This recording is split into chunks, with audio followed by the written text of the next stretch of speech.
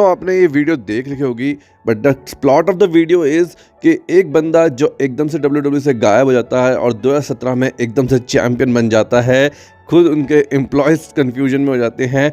बधाई तो सब दे रहे होते हैं, पर एकदम से बंदा चैम्पियन कैसे बन गया, WWE का फेस कैसे बन गया स्मैकडाउन का, ये सारे क्वेश्चंस बंदों के दिमाग में आ रहे होते हैं। बड़े बड़े सुपरस्टार जिंद्र महल को कॉन्ग्रेचुलेशंस करते हैं, पर जिंद्र महल की शुरुआत 2017 में ही शुरू होती है। इससे पहले की जर्नी आपको जिंद्र महल की नहीं पता, तो वीडियो पूरी देखिए। मैं आपको बताऊंगा कि WWE वाले हमें कैसे लुभाते हैं और हमें कैसे इनकी तरफ अट्रैक्ट बनाते हैं।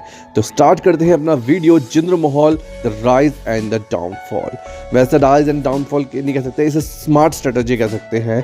तो लोग कंफ्यूज हो जाते हैं जिंद्र महल के चैंपियन बनने पर, ये बंदा चैंपियन कैसे बन गया, इसको चैंपियन क्यों बनाया WWE वालों ने।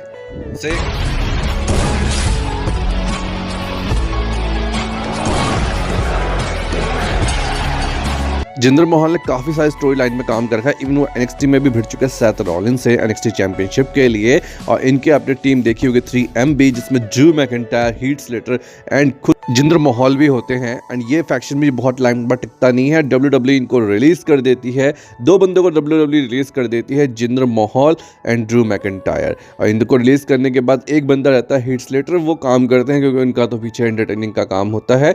तो 2016 में दोबारा कंपनी में आते हैं हीथ स्लेटर के साथ। हीथ स्लेटर तो पहले से वहाँ मौजूद होते हैं, जहाँ पे मिक फोली बोलते हैं कि भाई एक बंदे की सीट खाली है, कोई भी बंदा आकर यहाँ पे अपनी सीट जमा सकता है, और जिंद्र ये अपॉर्चुनिटी ग्रैब करते हैं।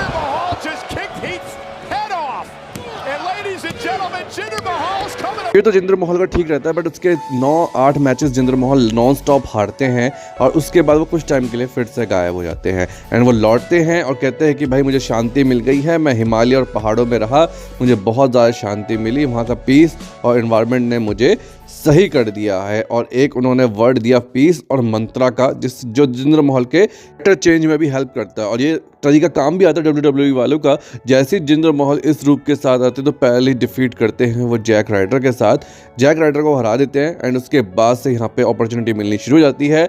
फिर वो हैप्पी रूसेफ डे टीम के साथ अलायंस होते हैं, जहाँ पे रूसेफ और उनकी टीमिंग दिखाई जाती है। टैग टीम डिवीजन में ये काम करते हैं, और लाना इनकी मैनेजर होती है ऑब्वियसली, और यहाँ पे ये बिग कैश और एंजो मेरे तक को हराने की कोशिश करते हैं, but tag team division retain नहीं कर पाते हैं, पर काफ़ी ज़्यादा एंटरटेन करते हैं पब्लिक को। इसके बाद जिंद्र सिंगल मैच में चले जाते हैं। सिंगल मैच में वो अंदरानी द बैटल रॉयल में भी हिस्सा लेते हैं, जहाँ पे उनकी डिस्प्यूट दिखाई जाती है मौजू रॉली के साथ। मौजू रॉली इस मैच को आराम से जीत जाते हैं थ्रू इंटरफेरेंस, बट जहाँ पे जिंद्र महल की फिजिक और लाइन वर्ड में काफ़ी आपको चेंज दिख रहा होगा। एक मूवमेंट जो विंस मैकमैन पकड़ते हैं,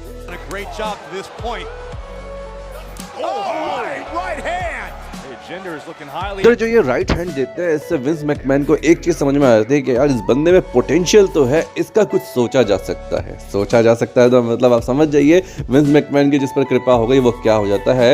एंड ऐसे ही ड्राफ्ट स्टार्ट होता है WWE का। जिंद्र महल स्मैकडाउन में आ जाते हैं, एंड स्मैकडाउन में आने के बाद उनका मैच अलाइन होता है 6 pack challenge contender match for WWE championship के लिए, और यहाँ पे 6 बंदे होते हैं 6 पैक्स चैलेंज के लिए, और मैच बड़ा इंटरेस्टिंग होता है। और फाइनली जिंद्र महल के पास अपॉर्चुनिटी मिलती है, एंड जब यहाँ पे सैमी ज़ेन के जो सिंह ब्रदर्स आ जाते हैं, उनका पाँव छुड़ाने की कोशिश करते हैं, एंड फाइनली जिंद्र महल यहाँ पे खल्लास अपना मूव इंट्रोड्यूस करते हैं, एंड नंबर 1 कंटेंडर बन जाते हैं। नंबर 1 कंटेंडर बनने के बाद तो ठीक है, एंड उस टाइम पे WWE चैंपियन होते हैं Randy Orton, and Randy Orton को एड्रेस करते हैं, एंड वहीं पे रैंडी ऑर्टन आ जाते हैं उनके पास, एंड उनको बड़े प्यार से बोलते हैं कि मुझे तुमसे कोई दिक्कत नहीं है, मुझे सिर्फ अपने अपकमिंग पेपर व्यू के लिए टेंशन है, अदरवाइज मुझे तुमसे कोई मतलब नहीं है। वो बहुत ही ज़्यादा इग्नोर कर रहे होते हैं जिंद्र महल को, एंड जिंद्र महल उन पर अटैक कर देते हैं सिंह ब्रदर के थ्रू।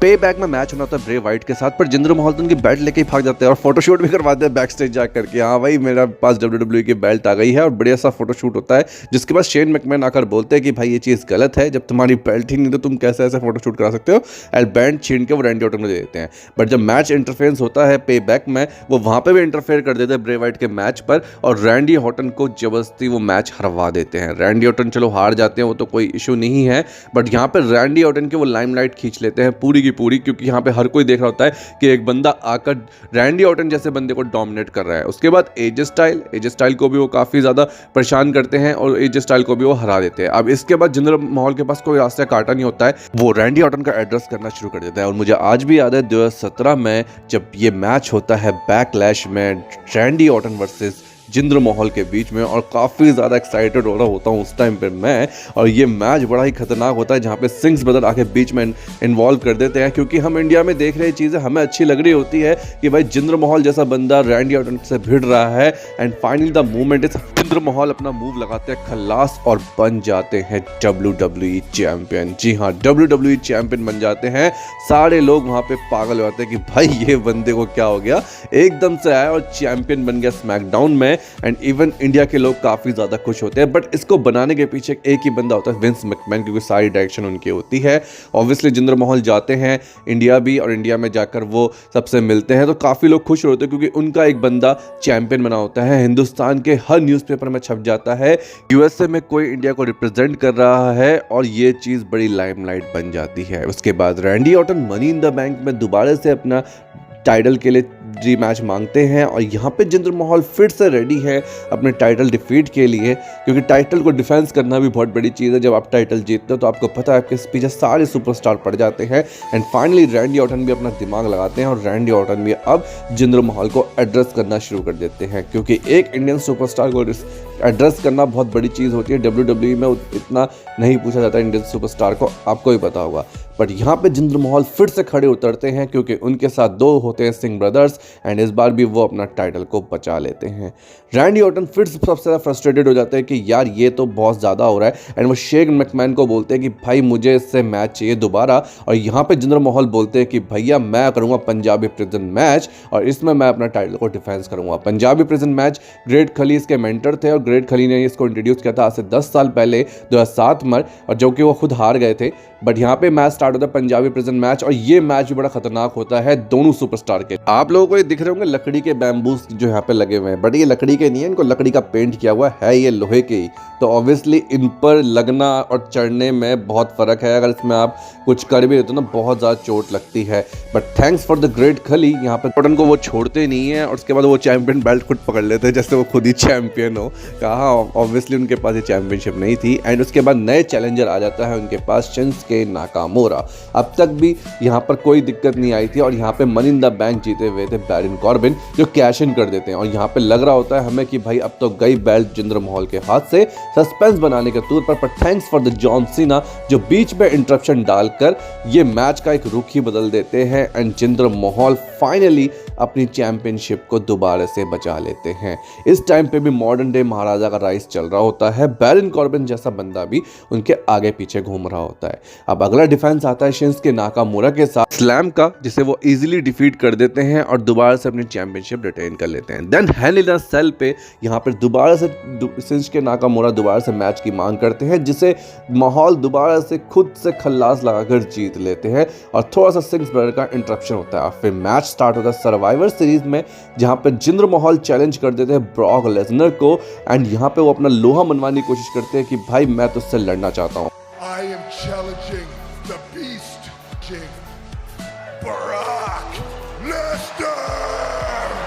देखने को मिलता है कि एजे स्टाइल ने चैलेंज कर दिया है जिंदर महल को चैंपियनशिप के लिए सर्वाइवर सीरीज के पहले, क्योंकि ये जिंदर महल भिड़ने वाले थे ब्रॉक लेसनर से, और वो चैलेंज कर देते हैं कि भाई मुझे तुमसे लड़ना है, और मैं तुमसे ये मैच के बेल्ट के लिए मैच लड़ना चाहूँगा। यहाँ पे कोशिश करते हैं जिंदर पूरी की टाइटल को अपना नाम रिटेन कर सके, बट यहाँ पर स्टोरी लाइन में फ़र्क आता है, और एजे स्टाइल पिन कर देते हैं जिंदर महल को, और चैंपियनशिप उनसे छीन लेते हैं। एंड सर्वाइवर सीरीज का मैच वो ब्रॉक लेसनर के साथ लड़ते हैं और हार जाते हैं। वो मैच भी आप देख लेना, बात के सारे मैचेज में आप जिंदर महल को हारते हुए देखोगे। अब आप ये सोचेंगे क्या ये जिंदर महल को पहले जितवाया अब हरवाया, ये WWE ने क्यों? आपको पता होगा WWE ने इंडिया टूर भी प्लान किया था, जिसमें इंदिरा गांधी में मैच हुआ था जिंदर महल का ट्रिपल एच के साथ, और एलेक्सा ब्लेस और साशा बैंक भी आई थी, साड़ी वाड़ी पहनी थी।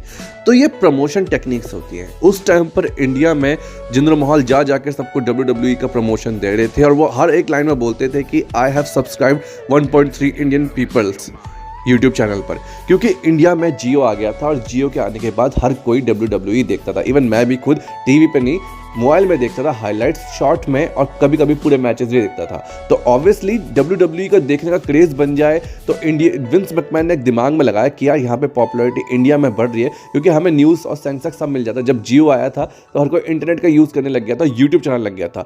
तो उस टाइम पे WWE के 10 मिलियन थे और आज के टाइम पे आप खुद देखोगे कितने हो गए हैं, 93.2, और मोस्टली इंडियन फैंस है। तो विंस मैकमैन को स्ट्रेटजी लगानी आती है। उन्होंने एक शॉर्ट टाइम के लिए एक हीरो बनाया और उसको फिर डाउनफॉल में ले आया। एंड मैं इस पर बेट भी लगा सकता हूँ कि आपने 2017 के बाद ही WWE देखना शुरू करा होगा, उससे पहले आपको भी नहीं पता होगा। मोस्टली पर्सन को, कुछ को पता होगा जो टीवी में देखते होंगे, बट मोबाइल में बहुत बंदों ने बाद में देखना शुरू करा होगा जब वो हाईलाइट्स और टेलीकास्ट्स आती थी। तो यही होती है स्ट्रेटजी। देखो यार, विंस मैकमैन ने तो अपने सब्सक्राइब बढ़ा लिया, प्लीज़ आप मेरी भी हेल्प करें और एक सब्सक्राइब देकर मेरा भी मोटिवेशन बढ़ाएं। और आप प्लीज़ कमेंट सेक्शन में लिखें आपको किस टॉपिक के ऊपर वीडियो चाहिए। मैं ऐसे कंटेंट बनाता रहता हूँ, आपके लिए बुलाता रहता हूँ। तो मिलते हैं अगली वीडियो में। Till then